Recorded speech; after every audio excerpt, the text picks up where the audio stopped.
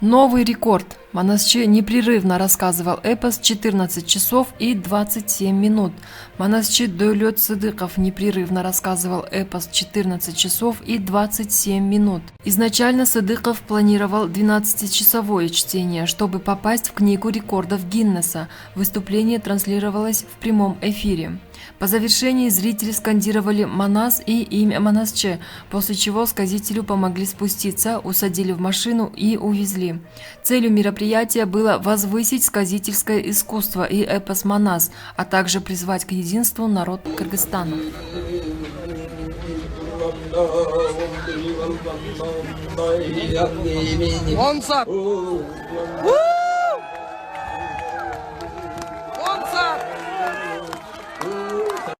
Он саат 6 мүнөт болду. Токтобой, тынбай, 1 секунд тынбай Манас айтып атканына, бул деген абдан дүйнө боюнча ушундай бир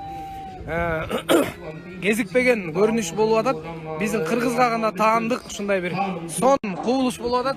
Бул жерде күндүн бүркөктүгүнө карабай, кар жаап атканына карабай, канчалаган күйөрмандар ушул жерде Манасчыбызды колдоп, ушул жерде чогулуп турабыз. Бүгүн биздин Манасчыбыз Дөөлөт Сыдыков Манас 12 саат токтобой Манас айтуу боюнча Гиннес дүйнөлүк рекорддор китебине кирейин деп атат. Достор, мына азыр 10 сааттан ашты. Эй, баракелде! Манас!